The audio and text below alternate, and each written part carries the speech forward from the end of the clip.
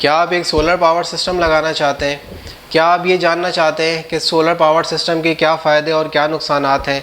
क्या आप ये जानना चाहते हैं कि एक बेसिक सोलर पावर सिस्टम कितने यूनिट्स बिजली बनाता है या हमारे बिल में कितनी कमी लेके आता है, और क्या सोलर पैनल लगाने से हमें वाकई फ़ायदा होता है या नहीं? अगर हाँ तो यकीनन ये वीडियो आप लोगों के लिए है। हेलो एंड अस्सलाम वालेकुम, हाउ टू बाय आवाज़ में आप सबको एक बार फिर वेलकम। दोस्तों, आज की इस वीडियो में मैं इन चीज़ों को कवर करूंगा कि अगर आप एक सोलर सिस्टम लगाना चाहते हैं तो जो एक यूज़र के माइंड में बेसिक क्वेश्चंस होते हैं, मैं कोशिश करूंगा कि इस वीडियो में उनको एड्रेस करूं और आप लोगों को जो की पॉइंट्स हैं, यानी कि जो सोलर पैनल के एडवांटेजेस हैं और जो डिसएडवांटेजेस हैं, उनके बारे में आप लोगों को बताऊं। और आज की डेट में एक बेसिक सोलर सिस्टम कितनी कॉस्ट करता है उसके बारे में आप लोगों को बताऊँ। तो चलें दोस्तों, वीडियो को स्टार्ट करते हैं और हम आज ये जानते हैं कि अगर आप सोलर सिस्टम लगाना चाहते हैं तो हमें किन किन चीज़ों को जानना बहुत ज़रूरी है। तो दोस्तों, सबसे पहले बात कर लेते हैं कि एक सोलर पावर सिस्टम के क्या एडवांटेजेस और क्या डिसएडवांटेजेस हैं। तो यहाँ पे मैंने एक लिस्ट बनाई हुई है। वैसे तो इसको हम सब कैटेगराइज भी कर सकते हैं, बट जो मेन इसके एडवांटेजेस है और डिसएडवांटेजेस हैं वो मैंने यहाँ पे मेंशन कर दिए हैं। सबसे पहले एडवांटेज की बात करते हैं इसके।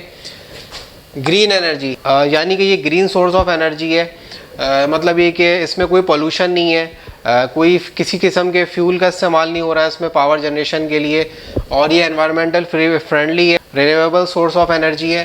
तो इसका जो मेन फ़ायदा है वो ये कि हम जो पोल्यूशन है एनवायरनमेंट से, उसको इस सोर्स ऑफ एनर्जी की वजह से हम कम कर सकते हैं। जो दूसरा इसका सबसे बुनियादी फ़ायदा है वो ये कि हम इससे अपने बिलिंग में कमी लेके आ सकते हैं। यानी कि अगर हमारे ऑलरेडी जो है वो हमारा अगर 400 या 500 यूनिट्स का बिल आ रहा है और अगर हम एक छोटा सिस्टम ये लगा लेते हैं तो इससे हम जो है वो अपने बिलिंग को रिड्यूस कर सकते हैं।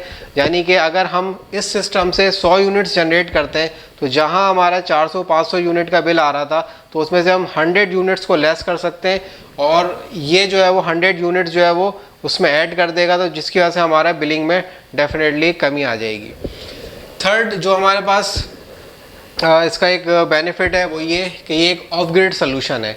यानी कि ऐसे एरियाज़ जहाँ पे कोई ग्रिड की सप्लाई नहीं है, बहुत जो ऐसे इलाके जहाँ पे हमें बिजली की ज़रूरत हो बट यहाँ पे कोई ग्रिड सप्लाई, कोई पोल, इलेक्ट्रिसिटी पोल नहीं है, कोई ट्रांसफार्मर नहीं है, कोई वहाँ पे इलेक्ट्रिसिटी का जो है वो सोल्यूशन मौजूद नहीं है, तो वहाँ पे हम एक कंप्लीट सेटअप लगा के, ऑफ ग्रिड सेटअप लगा के हम वो तमाम चीज़ें, वो तमाम इलेक्ट्रिकल अप्लायंसेस यूज़ कर सकते हैं जो एक ग्रिड के साथ कनेक्ट करके हम यूज़ कर सकते हैं। चौथा इसका जो एक ज़बरदस्त फ़ायदा है जो उमूमन यहाँ पे हमारे पाकिस्तान में बहुत ज़्यादा यूज़ किया जाता है, वो एक बैकअप पावर सोर्स के तौर पे इसको बहुत ज़्यादा इस्तेमाल किया जाता है। कुछ अरसे पहले जब सोलर इतना आम नहीं हुआ था तो यूपीएस को जो है as a backup source of power use किया जाता था। बट ये कि इसमें जो सबसे बड़ा फ़ायदा है इसमें, क्योंकि ये फ्री सोर्स ऑफ एनर्जी भी है, सनलाइट की वजह से हमें फ्री सोर्स ऑफ एनर्जी मिलता है, तो ये हमें एक बहुत ज़बरदस्त बैकअप पावर सोर्स हमें प्रोवाइड करता है, जिसकी वजह से जो उमूमन जो यूपीएस पे जो लोग जाते थे अब वो कोशिश ये करते हैं कि हम जो है वो एक छोटा जो है वो सोलर सिस्टम लगा लें कि अगर हमारी कभी भी लोड शेडिंग होती है या लाइट, हमारी ग्रिड की लाइट जो है डिस्कनेक्ट होती है, तो हमारे पास एक बेस्ट जो है वो बैकअप पावर सोल्यूशन मौजूद हो। तो ये इसके मेन जो है वो इसके एडवांटेजेस थे। अब ज़रा इसके डिसएडवांटेजेस पे हम लोग बात कर लेते हैं। जो उसका पहला डिसएडवांटेज है, जो हम अक्सर लोग जो है वो ज़रा सोलर पैनल लगाने से पहले सोचते हैं, ज़रा घबराते हैं, वो इसकी है हाई इनिशियल कॉस्ट। यानी कि अगर आप एक बेसिक सिस्टम भी लगाना चाहेंगे तो उसकी इनिशियल कॉस्ट जो है वो ज़रा हमें हाई पड़ती है, बट इसका रिटर्न ओवर इन्वेस्टमेंट जो है वो बहुत अच्छा है। उसके बारे में मैं अभी थोड़ी आगे जाके वीडियो में बात करूंगा कि रिटर्न ओवर इन्वेस्टमेंट क्या चीज़ होती है और किसको किस तरीके से कैलकुलेट किया जाता है। दूसरा जो इसका डिसएडवांटेज है वो है वेदर डिपेंडेंट। यानी कि अगर हम ऐसे क्लाइमेट में रह रहे हैं जहाँ पे बहुत ज़्यादा क्लाउडी वेदर होता है, तो वहाँ पे ये इसकी लिमिटेशन है सोलर सिस्टम की कि वहाँ पे ये जो है वो अपनी एफिशिएंसी बहुत डाउन कर देता है। अगर डायरेक्ट सनलाइट इस पर नहीं पड़ेगी और बादलों से होती हुई रोशनी आएगी तो ये अपनी एफिशिएंसी को जो है वो बहुत ज़्यादा डाउन कर देगा, और आपका सिस्टम जो एनर्जी प्रोवाइड कर रहा है वो सिर्फ जो है 30% जो है वो उसकी मैक्सिमम एनर्जी के 30% जो है वो एनर्जी प्रोवाइड करेगा। तो ये इसकी एक बहुत ज़्यादा डिपेंडेंसी है। वेदर जो है इसके लिए जो है बिल्कुल सनी वेदर होना चाहिए, यानी कि सनलाइट डायरेक्ट जो है वो सोलर पैनल से पड़नी चाहिए, जब भी जो इसकी रेटेड एफिशिएंसी है वो हमें ये प्रोवाइड करेगा। थर्ड जो इसका ड्रॉबैक है वो इसकी लो एफिशिएंसी है। ये दोस्तों एक बहुत बड़ा टॉपिक है, इसके बारे में इंशाल्लाह एक मैं सेपरेट वीडियो भी बना दूंगा, बट ये कि मैं यहाँ पे एक समराइज़ करके इसको बता देता हूँ। यानी कि जितना एरिया ये एक सोलर पैनल इंस्टॉलेशन में ये लगाता है, जितना एरिया एक पैनल लेता है इंस्टॉलेशन में, उसके बनिस्बत जो ये आउटपुट पावर हमें देता है वो उसकी एफिशिएंसी बहुत लो होती है। उमूमन जो सोलर पैनल्स इस्तेमाल होते हैं उनकी एफिशिएंसी 15 to 20 या 22% तक जो है वो उनकी वेरी करती है एफिशिएंसी। यानी कि वो इतने, अगर जो आज की डेट में जो एफिशिएंट सोलर पैनल जिसको हम कहेंगे तो वो हमें 20 से 22% जो है वो एफिशिएंसी वाला मिलेगा। तो ये इसका एक एफिशिएंसी का फैक्टर होता है। इसके बारे में मैं इंशाल्लाह कोशिश करूँगा एक सेपरेट वीडियो भी बना दूँ जिसमें हम डिटेल से इसको डिस्कस करें। चौथी चीज़ जो है वो इसमें एनर्जी स्टोरेज का जो एक्सपेंस है वो उसका एक ड्रॉबैक है। यानी कि इसमें जो हम बैटरीज इस्तेमाल करते हैं एनर्जी को स्टोर करने के लिए, वो एक कॉस्टली फैक्टर है, क्योंकि बैटरीज की अमूमन कॉस्ट जो है बहुत ज़्यादा होती है। क्योंकि ये जो सिस्टम है सोलर पावर सिस्टम, ये सिर्फ दिन में काम करता है, और अगर आप इससे रात में जो है वो फ़ायदा उठाना चाहते हैं तो लाजमी आपको जो है वो एक बैटरी सिस्टम इसमें इंट्रोड्यूस कराना होगा। तो वो बैटरी सिस्टम की एक सेपरेट कॉस्ट होती है जो कि एक कॉस्टली आइटम है। तो जब वो इसमें ऐड करते हैं तो उसका एक्सपेंस बढ़ जाता है। तो ये इसके कुछ एडवांटेजेस और डिसएडवांटेजेस थे। चलें दोस्तों, बेसिक्स जो हमारे क्वेश्चन हैं उन पर ज़रा नज़र डाल लेते हैं। Power generation life of A panel, यानी कि एक पैनल जो हम इंस्टॉल कर रहे हैं अपने सोलर पावर सिस्टम के साथ, उसकी जो पावर जनरेशन की लाइफ है, कितने साल तक वो बिजली बना सकता है। अमूमन जो डिफरेंट मैन्युफैक्चरर्स होते हैं उनकी डेटा शीट में हमें मिलता है कि एक पैनल जो पावर जनरेशन उसकी जो लाइफ होती है वो अप्रॉक्सीमेटली वो 25 ईयर्स होती है।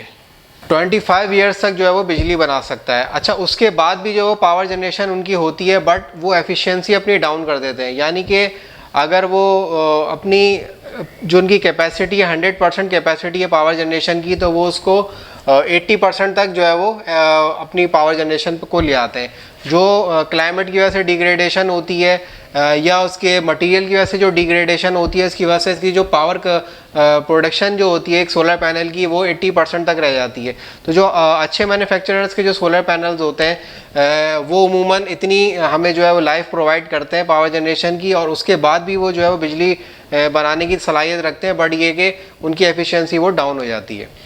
जो हमारा सेकेंड क्वेश्चन है वो ये कि पीक आवर्स, यानी कि दिन के कौन से ऐसे घंटे होते हैं जिसमें एक सोलर पैनल जो है वो मैक्सिमम हमें एनर्जी प्रोवाइड करता है, और जिसकी बेस पे हम लोग कैलकुलेशन करते हैं कि कितने वाट का जो है या कितने किलोवाट का हमें सिस्टम लगाना चाहिए। तो इसके जो पीक आवर्स होते हैं वो सुबह 11 बजे से लेके हमें शाम के 4 बजे तक जो है वो इसके पीक आवर्स मिलते हैं। तो अगर मैं इसको घंटों में कैलकुलेट करूं तो ये तकरीबन 5 घंटे बनते हैं। तो ये तकरीबन 5 घंटों में जो है वो हमें जो है वो एक सोलर पैनल अपनी जो है वो दिन की मैक्सिमम एफिशिएंसी प्रोवाइड करता है। हालांकि जब सूरज निकलता है तो सोलर पैनल जो है अपनी पावर जनरेशन स्टार्ट कर देते हैं, यानी सुबह जिस टाइम पे भी सूरज निकलेगा तो सोलर पैनल अपनी पावर जनरेशन स्टार्ट कर देंगे, बट जिस रेटेड कैपेसिटी का वो सोलर पैनल होगा वो अपने पीक आवर्स में आके जो है वो अपनी रेटेड कैपेसिटी देगा। मिसाल के तौर पे अगर एक 250 वाट का सोलर पैनल है और वो 30 वोल्ट पे हमें 8.5 एम्पेयर देता है, यानी कि वो 30 वोल्ट्स पे करंट जो है वो हमें 8.5 एम्पेयर देता है, तो ये जो करंट है वो हमें 11 से लेके 4 बजे के दरमियान ये अपनी पीक करंट हमें प्रोवाइड करेगा। अदरवाइज़ अगर ये सुबह अपनी पावर जनरेशन स्टार्ट करेगा तो ये 30 वोल्ट पे हमें, अगर मैं लेट से फॉर एग्जांपल 8 बजे का अगर मैं टाइम अगर एक मिसाल ले लेता हूँ सुबह के 8 बजे का, तो ये मुझे शायद कहीं 4 या 4.5 एम्पेयर दे रहा हो।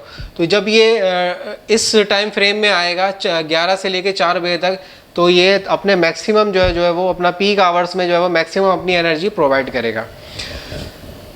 तीसरी जो हमारा क्वेश्चन है वो है हाउ मैनी यूनिट्स जनरेट। अब इसके लिए हमें टोटल कैलकुलेशन करनी पड़ेगी कि हम यहाँ पे बेसिक 1 किलोवाट के सोलर सिस्टम की बात कर रहे हैं, तो 1 किलोवाट का सोलर सिस्टम हमें कितने यूनिट्स जनरेट करके दे सकता है। 1 किलोवाट में जो है वो 1000 वाट्स होते हैं। तो पीक आवर्स जो हमने पीछे कैलकुलेट किए थे वो 5 पीक आवर्स हमने कैलकुलेट किए थे कि एक सोलर सिस्टम जो है वो दिन में 5 घंटे अपने एफिशिएंटली जो है वो बिजली प्रोवाइड करता है। तो हम सेफ साइड पे जो है वो 5 पीक आवर्स लेंगे। तो 1 किलोवाट जो है वो हमारा सोलर सिस्टम है, अगर मैं इसको 5 से मल्टीप्लाई करता हूँ तो हमें 5 किलोवाट जो है वो ये पावर जो है वो एक दिन में जनरेट करके देगा 1 किलोवाट का सिस्टम। यूनिट जो है वो 1 किलोवाट आवर होता है। तो 5 हमारे यूनिट्स यहाँ पे जनरेट हुए हैं, तो 5 को मैं 1 किलोवाट आवर से मल्टीप्लाई करूँगा तो 5 किलोवाट आवर्स हमारे पास जो है वो यूनिट जो है वो यहाँ पे कैलकुलेट हुआ, यानी कि 5 यूनिट्स जो है वो हमारे एक दिन में 1 किलोवाट का सिस्टम जो है 5 यूनिट्स जो है वो जनरेट करके हमें दे रहा है। मंथली अगर मैं 30 से इसको मल्टीप्लाई करूँ 5 यूनिट्स को, तो हमें एक महीने में ये 150 यूनिट जो है वो जनरेट करके दे रहा है 1 किलोवाट का सिस्टम। यानी कि अगर हमारे महीने में 400 या 500 यूनिट का बिल आता है तो हम उसमें जो है वो ये 150 यूनिट जो है वो उसमें से हम लेस कर सकते हैं, जो कि हम जनरेट कर रहे हैं अपने 1 किलोवाट सोलर पावर सिस्टम की मदद से। अच्छा, ये जो हमने कैलकुलेशन की है ये हमने आइडियल सनी वेदर में हमने ये कैलकुलेशन किया, यानी कि अगर सूरज की रोशनी डायरेक्ट सोलर पैनल्स पे पड़ेगी और कोई इसमें बादलों का गुजर नहीं होगा या ज़्यादातर जो है वो हमें सनी वेदर मिलेगा, तो उसमें हमें जो है वो ये कैलकुलेशन हमारी सामने आएंगी। अब हमें ये जानना है कि सोलर सिस्टम की कॉस्ट क्या है 1 किलोवाट की आज की डेट में। दोस्तों, आजकल जो सोलर पैनल की कॉस्ट चल रही है उसके हवाले से मैं आप लोगों को एक टेंटेटिव जो है मैं आपको एक आइडिया दे देता हूँ कि 1 किलोवाट का सोलर सिस्टम कितने का लगता है। तो ये तकरीबन वेरी करता है 1,20,000 से लेके 1,50,000 तक, यानी कि इसके दरमियान हमारे यहाँ पाकिस्तान में आजकल जो सोलर सिस्टम लग रहे हैं एक टेंटेटिव कॉस्ट है ये 1,20,000 से लेके 1,50,000 तक हम एक सोलर सिस्टम लगा सकते हैं 1 किलोवाट का। ये डिपेंड करती है ये प्राइस आपकी लोकेशन पे या आप कौन से ब्रांड्स यूज़ कर रहे हैं उस पर ये डिपेंड करती है। इसमें हमारे क्या क्या शामिल होता है, इसमें तकरीबन अगर आप 1 किलोवाट में 250 वाट के पैनल यूज़ करेंगे तो उसमें 4 250 वाट के पैनल्स होंगे। इसके अलावा इसमें जो है एक जो है वो इन्वर्टर होगा 1.2 किलोवाट का MPPT चार्ज कंट्रोलर के साथ। इसके अलावा इसमें एक बैटरी होगी, ट्यूबुलर बैटरी 150 एम्पेयर आवर की आप ट्यूबुलर बैटरी इसमें यूज़ कर सकते हैं।